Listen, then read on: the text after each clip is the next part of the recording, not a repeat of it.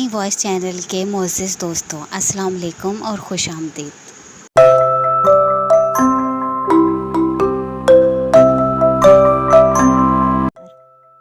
نازیہ بطول رضا اس وقت سورج جیسے سروں پر موجود تھا۔ ہر طرف آگ برس رہی تھی۔ گرمی کی شدت کی وجہ سے لوگ باہر نکلنے سے گریز کر رہے تھے اور گھروں میں دروازے کی کھڑکیاں بند کیے بیٹھے تھے۔ ایسے میں لوڈ شیڈنگ ہونا کسی عذاب سے کم نہ تھا۔ جن لوگوں کے گھروں میں جنریٹر اور UPS جیسی سہولتیں موجود تھیں وہ سکون میں تھے، اور وہ بیچارے جو اس نعمت سے محروم تھے گرمی سے بلبلا رہے تھے۔ میں جلدی کام نپٹا رہی تھی۔ کام والی ماسی نذیرہ صفائی کر رہی تھی۔ میرے بچے اسکول گئے ہوئے تھے اور شوہر آفس جا چکے تھے، اس لیے اس وقت میں اکیلی ہی گھر میں ہوتی تھی۔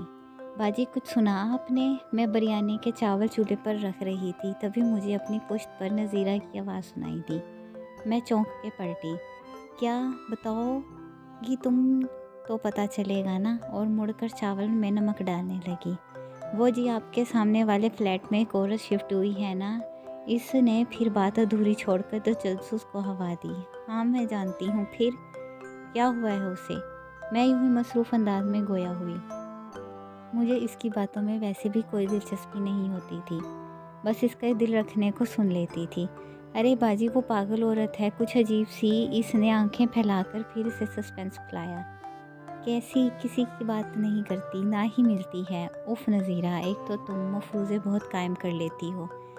وہ بیچاری 2 دن پہلے ہی تو یہاں شفٹ ہوئی ہے، اس کی کسی سے جان پہچان نہیں ہے، اور پھر کچھ لوگ تنہائی میں پسند ہوتے ہیں جو زیادہ لوگوں سے ملنا جلنا پسند نہیں کرتے۔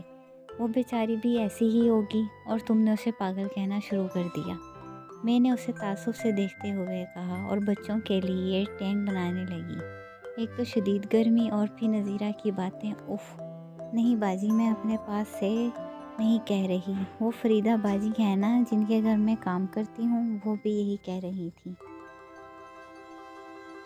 یہ عورت کچھ عجیب سی ہے۔ میں نے آپ کو بتانا اس لیے ضروری سمجھا کہ وہ آپ کے بالکل سامنے رہتی ہے، آپ کا بچوں کا ساتھ ہے، اور پھر اکثر آپ گھر میں اکیلی ہوتی ہیں۔ اس نے پھر سے مجھے ڈرایا۔ اوفو نذیرہ، لگتا ہے تمہیں گرمی لگ رہی ہے، چلو یہ ٹینک پیو۔ میں نے ایک گلاس ٹینک اس کی طرف بڑھایا۔ اس نے میرے ہاتھ سے گلاس لے کر ایک ہی سانس میں خالی کر دیا اور بولی، اچھا باجی میں چلتی ہوں، خدا حافظ۔ کہہ کر میں نے دروازہ بند کرنے سے پہلے ایک نظر سامنے والے فلیٹ پر ڈالی۔ وہاں مکمل سکون چھایا ہوا تھا اور دروازہ بند تھا۔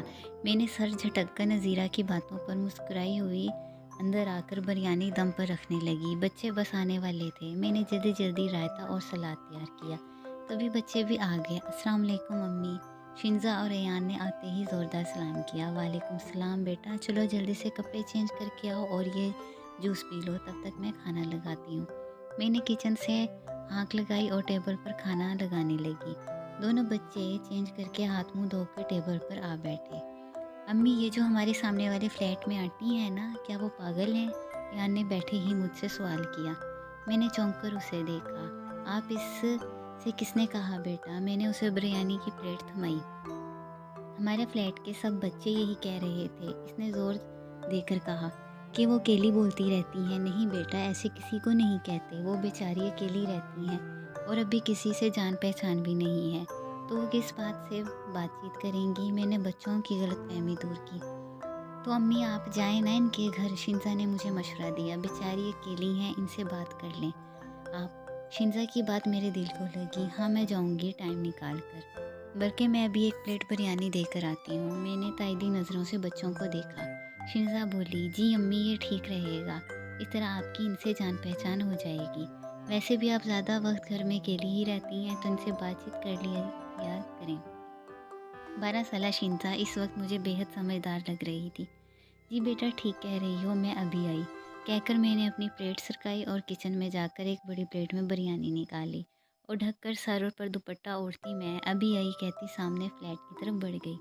دروازے پر کھڑی ہو کر میں نے کچھ دیر سنگن لینے کی کوشش کی، کیونکہ اندر سے باتوں کی آواز آ رہی تھی، لیکن غور کرنے پر پتہ چلا کہ شاید اندر وہی عورت کسی سے فون پر بات کر رہی ہے، کیونکہ اس کے علاوہ کوئی دوسری آواز سنائی نہیں دے رہی تھی۔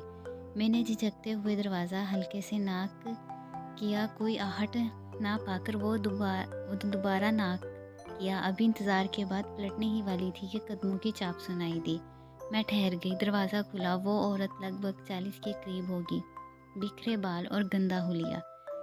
मुझे उसे देखकर अजीब सा एहसास हुआ, कहीं मैंने यहाँ आकर गलती तो नहीं कर दी।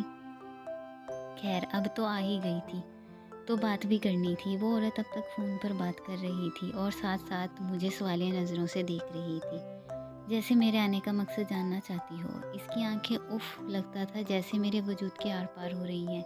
मैंने नज़रें चुराते हुए सलाम किया और बिरयानी की प्लेट इसकी तरफ बढ़ाई। वो मैं आपके सामने वाले फ्लैट में ही रहती हूँ, सोचा आपसे मिलकर आऊँ। मैंने अपना तारुफ करवाया तो इसने पहली बार मुझे मुस्कुरा कर देखा तो मेरी ढारस बंदी और जवाबन मैं भी मुस्कुरा दी। लेकिन फ़ोन अब तक इसके कान से लगा हुआ था, जिस पर वो हंस हंस कर बात कर रही थी। इसने पूरा दरवाज़ा खोलकर मुझे अंदर आने की दावत दी। बहुत खुशी हुई आपसे मिलकर, आइए अंदर तशरीफ़ लाइए। इसके लहजे से लग रहा था कि वो पढ़ी लिखी तालीम याफ्ता औरत है। मैंने उसके बारे में गलत बातें करने वालों पर लानत भेजी। बेचारी इतनी अच्छी तो है, इतनी बाएखलाक, इतनी तमीज़दार। तूफ़ है लोगों की सोच पर। मैंने जल्दी से कहा, नहीं अभी नहीं, फिर कभी। दरअसल अभी बच्चे अकेले हैं घर में, मैं बाद में ज़रूर आऊँगी। कहकर मैं वापस पलट गई। मुझे वापस आता देखकर बच्चे सवाल करने लगे, वो आंटी कैसी हैं, आप मिली उनसे? हाँ बेटा, वो बहुत अच्छी हैं, मुझे अपने घर में बुला रही थी, लेकिन अभी वक्त नहीं था मेरे पास, इसलिए मैं नहीं गई। फिर कभी जाऊँगी इंशाल्लाह। कहकर मैं जल्दी जल्दी टेबल समेटने लगी। इस बात के बाद 1 हफ्ते बाद का जिक्र है कि मैं कुछ सौदा सिर्फ लेकर आ रही थी कि वही औरत अपनी ही धुन में फ़ोन पर बात करती मुझसे 2 कदम आगे चल रही थी। इसके हाथ में कुछ खाने पीने की अशियाँ थी। मैंने सुना वो कह रही थी, किस वक्त तक पहुँचेंगे आप लोग? अच्छा देखें पिछली बार की तरह लेट ना हो जाइएगा। अच्छा देखिएगा, पिछली बार की तरह लेट ना हो जाइएगा, मैं इंतज़ार करूँगी 8 बजे। फिर कुछ देर रुकी, दूसरी तरफ की बात सुनने के बाद बोली, अच्छा खाने में क्या बनाऊँ? बिरयानी? अच्छा, और मीठे में कस्टर्ड? ओके, अब जल्दी आइएगा। हाँ बाबा, मैं रेड कलर का सूट ही पहनूंगी, कहकर हंसने लगी। मैं इसके पीछे चल रही थी, इसलिए सारी गुफ्तगू बखूबी सुन रही थी। ओके, खुदा हाफिज़, इसने कहकर फ़ोन परस में रख लिया।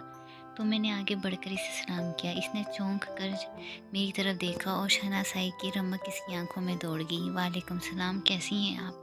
इसने बड़ी गर्मजोशी से मेरे सलाम का जवाब देकर पूछा। जी मैं ठीक हूँ, आज लग रहा है कि मेहमान आ रहे हैं आपके घर। मैंने खुश दिली से पूछा तो वो हल्का सा शर्माते हुए बोली, हाँ वो दरअसल आज मेरी मंगेतर अपनी अम्मी के साथ मेरे घर आ रहे हैं शादी की तारीख लेने। दरअसल अगले महीने मेरी शादी है तो अकेली होने की वजह से सब कुछ मुझे अकेले ही करना पड़ता है। शादी के जिक्र पर हज़ारों रंग इसके चेहरे पर थे। अरे ये तो बहुत खुशी की बात है, अगर मेरी कुछ हेल्प चाहिए हो तो बिला झिझक कहिएगा, मुझे अच्छा लगेगा। मैंने खुश दिली से कहा। मुझे वाकई खुशी हो रही थी कि चलो बेचारी की तन्हाई तो ख़त्म होगी। जी जी ज़रूर, आप आइएगा मेरे घर, मैं आपको इनसे मिलवाऊंगी। इसने मुझे अपने घर आने की दावत दे डाली। जैसे मैंने इखलाकन कबूल कर लिया और आगे बढ़ गई। पीछे से मुझे दोबारा इसके फ़ोन पर बात करने की आवाज़ें आ रही थी। मैं मुस्कुराती हुई सीढ़ियाँ चढ़ने लगी और फ्लैट में दाखिल हो गई। मैंने जल्दी जल्दी अपने घर के काम निपटाए। इतनी देर में शौहर साहब भी आ गए। मैंने इन्हें सब बताकर जाने की इजाज़त चाही, जो इन्होंने बाखुशी कबूल कर ली। 8 बज चुके थे। मैंने जल्दी से खाना टेबल पर लगाने लगी। बच्चों और शौहर साहब को खाना देकर मैं तैयार होने चल दी। एक अच्छा सा काटन का सूट पहना, हल्का सा मेकअप करके मैंने खुद का तनकीदी जायज़ा लिया और फिर मुतमईन होकर मियाँ जी को खुदाफिज कहती फ्लैट से बाहर निकल आई। सामने वाले फ्लैट का दरवाज़ा खिलाफ़े तवक्का बंद था, लेकिन अंदर से इसके हंसने की आवाज़ें आ रही थी। शायद मेहमान आ चुके थे या फिर वो फ़ोन पर बातें कर रही थी। मैंने सोचते हुए हल्के से दस्तक दी। थोड़ी देर बाद कदमों की चाप सुनाई दी। मैं संभल कर खड़ी होगी। इसने मुस्कुराते हुए दरवाज़ा खोला। मैंने सर से पैर तक इसका जायज़ा लिया। इसने हस्बे वादा सुर्ख जोड़ा पहन रखा था, साथ ही बहुत गहरा मेकअप कर रखा था और वो बहुत खुश दिखाई दे रही थी। अरे वाह, आज तो बहुत अच्छी लग रही हैं। मैंने खुले दिल से इसकी तारीफ़ की तो इसने लजाते शर्माते मुझे शुक्रिया कहा और अंदर आने के लिए रास्ता दिया। मेहमान आ गए आपके? मैंने अंदर कदम रखते हुए इश्तियाक से पूछा। हाँ कहा हाँ आप अंदर ड्राइंग रूम में चलें, मैं आपका तारुफ करवाती हूँ। इसने मेरे साथ चलते हुए मुस्कुरा कर कहा और मुझे लिए हुए ड्राइंग रूम में आ गई। ड्राइंग रूम में कोई मौजूद नहीं था, मैं समझी दूसरे कमरे में होंगे। मैं कुछ झुकते हुए बैठ गई। फ्लैट में खिलाफ तवक्का बहुत खामोशी थी, लगता नहीं था कि कोई वहाँ मौजूद है। मैं कुछ पूछते हुए भी झिझक रही थी, जबकि नीलोफर सर झुकाकर मेरे साथ वाले सुपर में मौजूद थी। इसका अंदाज ऐसा था जैसे वो किसी से शर्मा रही हो। मुझे कुछ समझ नहीं आ रहा था। बिला आखिर मैंने हिम्मत करके पूछ ही लिया, नीलोफर आपके मेहमान। मैंने जानबूझकर फिक्रा अधूरा छोड़ दिया था। मेरी बात सुनकर नीलोफर ने अपने माथे पर हाथ मारकर हंसते हुए कहा, अरे देखिए मैं भी कितनी पागल हूँ, आप लोगों का तारुफ तो करवाया ही नहीं। फिर सामने वाले सोफे की तरफ इशारा करके बोली, ये जो सामने बैठी हैं ना, ये मेरी सास हैं और ये आदिल है मेरे मंगेतर। वो तो तारुफ करवाकर चुप हो गई, लेकिन मैं फटी फटी आंखों से सामने वाले सोफे को देख रही थी, जो बिल्कुल खाली पड़ा हुआ था। वहाँ कोई मौजूद ना था। मेरी ज़बान गुंग हो चुकी थी। लगता था जैसे मेरी कुव्वत गोयाई सलब कर ली गई हो। टेबल पर लवाजमात सजे हुए थे। मैं अभी कुछ समझ नहीं पा रही थी कि नीलूफर ने अपना मोबाइल, जिस पर वो बात करती थी, मेरे सामने टेबल पर रखा और कहने लगी, आप लोग बातें करें, मैं कोल्ड ड्रिंक लेकर आती हूँ। वो कमरे से बाहर निकली तो बेख्तियार मेरी नज़र उसके मोबाइल पर पड़ी। उफ, वो कोई फ़ोन नहीं बल्कि डी मोबाइल फ़ोन था। तो दोस्तों, इस कहानी से हमें ये सबक ज़रूर मिलता है कि हमें कभी भी किसी पर कोई तनकीद नहीं करनी चाहिए, क्योंकि हम नहीं जानते कि वो बंदा, शख्स अपने अंदर कौन से ऐसे असरार, ऐसी बातें, ऐसे ज़ख़म लिए बैठा है कि जो नाकाबिले बयान है।